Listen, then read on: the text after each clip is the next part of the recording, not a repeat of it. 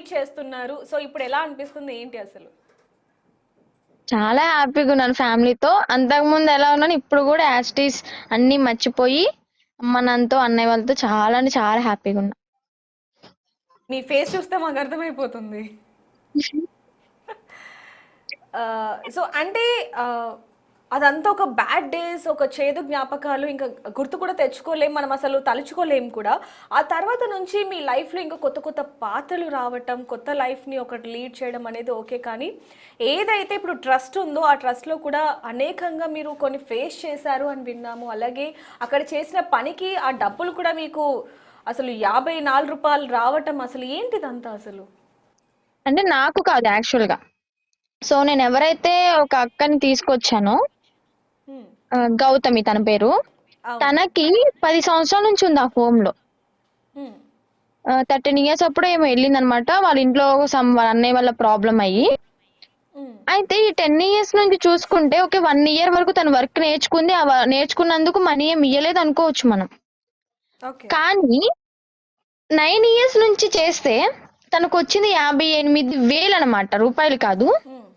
58,000 change వచ్చింది అనమాట. అంటే 9 ఇయర్స్ కి మీరు ఇచ్చే డబ్బులు అంతేనా? అంటే రోజుకి తనకి నేను లెక్కేస్తే వచ్చింది ఏంటంటే రోజుకి తనకి 18 రూపాయలు పైసలు పడింది అనమాట. 18 రూపీస్ 10 పైసా ఏమో వచ్చింది. హ్మ్. 18 రూపాయలు అంటే అంటే అవ్వ అసలు ఇప్పుడు డాలీ కూలి ప్యాకెట్ పనులు ఏదైనా కొనుక్కోవాలన్నా కానీ సరిపోవు. మీరన్నట్టు బయట కూలి పనులు చేసుకున్నా కూడా రోజుకి 250, 350 అలా వస్తూ ఉంటుంది. అలాంటిది మీద అదే అవును. ట్రస్ట్లో 24 hours, 3 months, 4 months, 10 years నుంచి ఉన్న వాళ్ళకి అంత అమౌంట్ అసలు ఎలా? ఎవరు క్వశ్చన్ చేయట్లేదా? అదే కదా ఇప్పుడు నేను చెప్పేది ఏంటి అంటే ఆ ట్రస్ట్ లో ఉన్న మ్యామ్ గాని సార్ గాని వాళ్ళ ఇంట్లోకి వెళ్ళే సరుకులు గాని బట్టలు గాని వాళ్ళు తాగేది ఏదైనా సరే తినేది ఏదైనా సరే ఈ ట్రస్ట్ లోపల నుంచి వెళ్ళాల్సిందే. డోనర్స్ చేసిన దాంట్లో నుంచి వాళ్ళకి షేర్ వెళ్ళాల్సిందే డెఫినెట్లీ. ఓకే. అంటే ఇప్పుడు తనిఖీల కోసం వస్తూ ఉంటారు. మీ హెల్త్ ఎలా ఉంది? లేకపోతే అక్కడ ఫుడ్ ఎలా ఉంది అని చెప్పి తనిఖీలు చేయడానికి వస్తూ ఉంటారు కదా అధికారులు. వాళ్ళకి ఎప్పుడైనా చెప్పే ప్రయత్నం కానీ ఇలాంటిది ఏం చేయలేదా మీరెప్పుడు?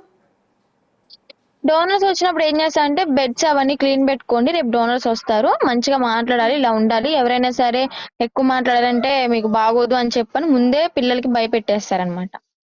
ఓకే. నేను వెళ్ళినప్పుడు ఒకే ఒక్కసారి వచ్చారనమాట. నేను వెళ్ళిన స్టార్ట్అప్ లో 10 days కి ఏమో వచ్చారు.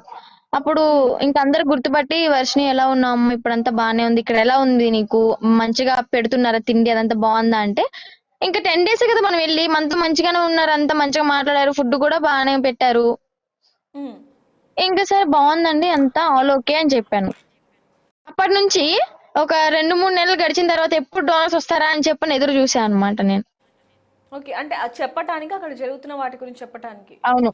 అక్కడున్న హ్మ్. అక్కలకు కూడా చాలా మందికి కొంతమంది చెప్పాను. ఇలా డోనర్స్ వస్తే ఈసారి నెక్స్ట్ టైం నేను మొత్తం చెప్పేస్తాను. దాచి ఏం లాభం ఇలా చూస్తుంటే, బయటికేమో అలా మాటలు చెప్తున్నారు, లోపలేమో ఇలా హింసిస్తున్నారు అని చెప్పి చెప్దాం అనుకున్నా. హ్మ్. కానీ డోనర్స్ ఎవరు అంటే రాలే. మీరు చాలా ధైర్యవంతురాలు అనుకోవచ్చు. ఎందుకంటే ఎన్నో ఒక ఆడపిల్ల ఫేస్, ఇందాక మనం స్టార్టింగ్‌లో మాట్లాడుకున్నట్టుగా ఒక అమ్మాయి ఫేస్ చేయకూడని అన్ని సందర్భాలు, అన్ని విషయాలు, అంటే ఒక సిట్యుయేషన్స్ అన్నీ కూడా మీరు ఫేస్ చేశారు. మరి అక్కడ హ్మ్. ఫేస్ చేసిన వాటికి మరి మీరు ఎందుకు బయటకొచ్చాక అధికారులకు కానీ, లేకపోతే మీడియా కూడా మీకు చాలా వరకు ఫేవర్‌గానే ఉంది. మీడియాకి గాని ఎందుకు అసలు చెప్పలేదు? ఇక్కడ మెయిన్ ఎందుకు చెప్పలేదు అంటే అక్కడ హ్మ్. ముసలోళ్ళు ఉన్నారు, మెంటలీ పేషెంట్స్ ఉన్నారు. ఓకే మాలాంటి ఏజ్డ్ పీపుల్ గురించి వదిలేసేయండి. కానీ అక్కడ మెంటలీ వాళ్ళకి ఫుడ్ అనేది 24 అవర్స్ వెళ్తుంది కదా. ఆ మెంటలీ వాళ్ళ పరిస్థితి ఆలోచించి మళ్ళీ వాళ్ళు బయట రోడ్డున పడితే వాళ్ళకి ఎవరు ఫుడ్ పెడితే ఎవరు చూసుకుంటారు అన్న ఆలోచనతో నేను ఆగిపోయాను. కానీ ఇప్పుడు కూడా ఎందుకు చెప్పాను ఆహా! అంటే ఇప్పుడు గౌతమి మీరు ఓకే. ఆ ఆలోచనతో మీరు ఆగిపోయానని చెప్తున్నారు కదా! ఒకవేళ కనుక ఇది అవును. అధికారుల దాకా వెళ్లి ఉండుంటే, ఇప్పుడు ఎవరైతే హ్మ్. కొంచెం మానసికంగా ఇబ్బంది పడుతున్నారో వాళ్ళని వేరే ఒక చోటికి పంపించటం, మిగతా ఎవరైతే బాధపడుతున్నారో వాళ్ళకొక న్యాయం జరిగినట్టు అవుతుంది కదా! ఇన్నాళ్ళు నేను అది ఆలోచించలేదు కాబట్టే ఇప్పుడు గౌతమి అక్క వచ్చిన తర్వాత అన్ని ఆలోచించి ఓకే ఇలా కూడా తీసుకెళ్తారు, వేరే ట్రస్ట్ పంపిస్తారు కదా, వీళ్ళ కోసం కొన్ని ఉంటాయి కదా అని ఇంకా ముందుకు రావడం జరిగింది అనమాట. సో, తనతో మాట్లాడినప్పుడు అసలు తను ఏం చెప్పింది? అండ్ అలాగే తనకి ఇప్పుడు మీ పికల్స్ దాంట్లోనే ఒక జాబ్ కూడా మీరు ఇవ్వటం జరిగింది కాబట్టి, అవును. ఇప్పుడు తను ఎలా ఫీల్ అవుతుంది? ఏంటి అసలు? షీఈ్ హ్యాపీ, లోపల భోంచేసి పడుకుంది అనమాట. ఇప్పుడు నేను చూపించలేను. అంటే ఇక యాజ్ నా సిస్టర్ లానే ఓన్ సిస్టర్ లానే ట్రీట్ చేస్తున్నాను. నా వాళ్ళ మమ్మీని కూడా చూసుకోవాలి కాబట్టి తను ఇంకా నా దాంట్లోనే జాబ్ ఇచ్చి ప్యాకింగ్ ఇంకా నాకు హెల్పింగ్ గా ఉండడానికి మంత్లీ ఇంత ఇస్తానని చెప్పి మాట్లాడి పెట్టుకున్నాను అనమాట. చాలా హ్యాపీగా ఉంది. అండ్ అలాగే నాలో మా ఇంట్లో ఒక మనిషిలాగా ట్రీట్ చేస్తున్నాము.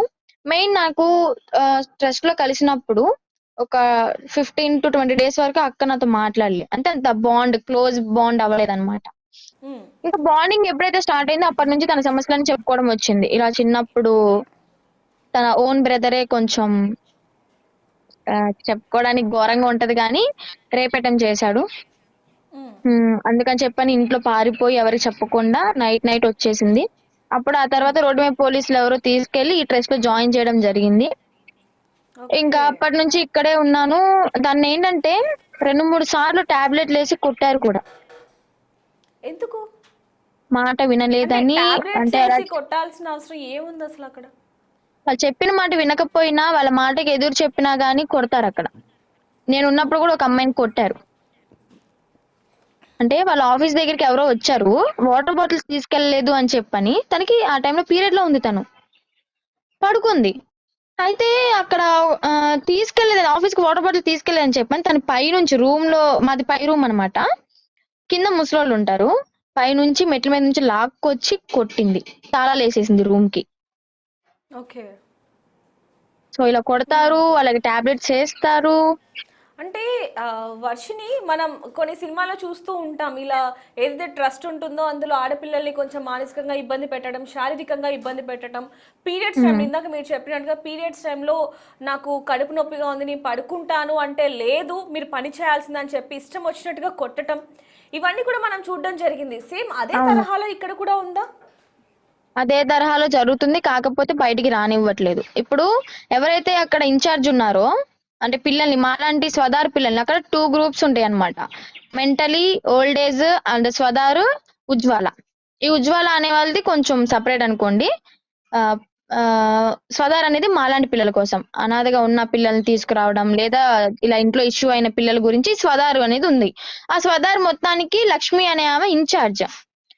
ఈమె ఏంటి అవును. అంటే ఉమ్. వాళ్ళ ఇంట్లో పనులు చేయించుకోవడానికి అమ్మాయిల్ని సెలెక్ట్ చేసుకుంటది అనమాట. ఇప్పుడు ఓకే, గౌతమిని సెలెక్ట్ చేసుకుంది, గౌతమి వెళ్ళి చేసింది. గౌతమి ఒకవేళ పీరియడ్ లో ఉందనుకోండి, వేరే అమ్మాయిని సెలెక్ట్ చేసుకుంటది. ఓకే. పొద్దున్నే 4-4:30కి లేచి తలస్నానం చేసి, ఎందుకంటే వాళ్ళు బ్రాహ్మిన్స్ కదా, ఉమ్, ఉమ్. 4-4:30కి లేచి హెడ్ బాత్ చేసి వాళ్ళ ఇంటికి వెళ్ళి పనులు చేయాలి.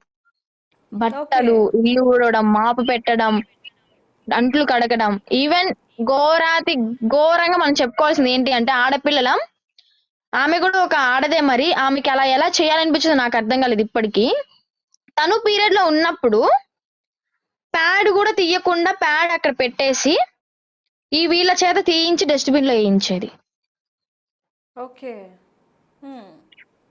అసలు అంత ఘోరంగా తను ప్యాడ్ దాన్ని తీసి డస్ట్బిన్ లో వేసుకోలేదా? ఉమ్. అలా ఘోరంగా ఎందుకు ఇవన్నీ నాకు అంటే ఇది స్వయంగా ఎన్నేళ్ల నుంచి గౌతమియే జరుగుతుంది చెప్పింది. అసలు? ఉమ్. అక్కడ మంచి ఏదైనా జరుగుతుంది అంటే 3 పూటలు తిండి పెట్టడం. ఓకే. ఆ తిండి ఒకరు పెడతారు, మిషన్ ఉమ్. నేర్పిస్తారు, ఓకే, నేర్పించడం వరకు వాళ్ళ ఇష్టం, అంటే నేర్పించడం వరకు వాళ్ళ బాధ్యత. కానీ నేర్పించిన తర్వాత కుట్టాలి కుట్టాలి అని బలవంతం పెట్టడం, అది ఎంతవరకు సమంజసం అని నేను అంటున్నా. ఓకే. సో అక్కడ ఫోర్స్ ఆ, చేయకూడదు కదా. ఉమ్, అక్కడ ఎన్ని అదే, బాధలు అనుభవించాలో అన్ని కూడా మీరు అనుభవించే ఉండొచ్చు. అంటే మీరు కొంచెం అనుభవించకపోవచ్చు, ఎందుకంటే అంటే మీరు ఒక నేను సెలబ్రిటీ అనుభవించాను, గా ఎందుకంటే కొంచెం వెళ్ళారు కాబట్టి ఫేమ్ ఉంది. లోపలికి. యా, ఉమ్. యా, కొంచెం ఫేమ్ ఉంది, కొంచెం వెనక మన ఫేమ్ మీడియా లో. ఉందని ఉమ్. చెప్పని నన్నైతే అంత ఉమ్. ఫోర్స్ చేయలేదు, ఇంత ఇబ్బంది పెట్టలేదు. ఓకే. కాకపోతే నేను అక్కడ ఉన్న వాళ్ళకి ఏంటంటే కొంచెం నిద్ర లేగవండి అని చెప్పని లేపి వచ్చానన్నమాట. ఓకే. అలా సో లేపొచ్చిన అక్కడ వాళ్ళలో ఒక ఉమ్. అమ్మాయి గౌతమి. ఓకే. సో మీరు వచ్చే రియలైజ్ అయ్యి, ముందు అక్కడ ఉన్న వాతావరణం ఏ విధంగా ఉంది? అక్కడ ఉన్న అమ్మాయిలు కావచ్చు, ముఖ్యంగా అందులో మైనర్లు ఎవరైనా ఉన్నారా? మైనర్లు ఉన్నారు, ఒకళ్ళిద్దరు ఉన్నట్టున్నారు మైనర్లు. ఉమ్. సో ఒక అమ్మాయి అయితే ఏ పక్కా విధంగా ఉంది, ఉండేది 12 అసలు? ఇయర్స్ 13 ఇయర్స్ ఉంటాయి, ఉమ్. తను కూడా ఉంది. ఇంకా మిగతా వాళ్ళందరూ ఉమ్. మేజర్లే. యాక్చువల్ గా వాళ్ళు మైనర్ని తీసుకోకూడదు అనుకుంటా, తీసుకున్నా కానీ ఒక ఓకే. 2 to 3 days పెట్టుకోవచ్చు, కానీ కంటిన్యూగా హోమ్ లో ఉంచకూడదు. ఉమ్. కాకపోతే ఇంకా పైనుంచి ఏమైనా పర్మిషన్ ఉంటే మనం చెప్పలేం. ఓకే.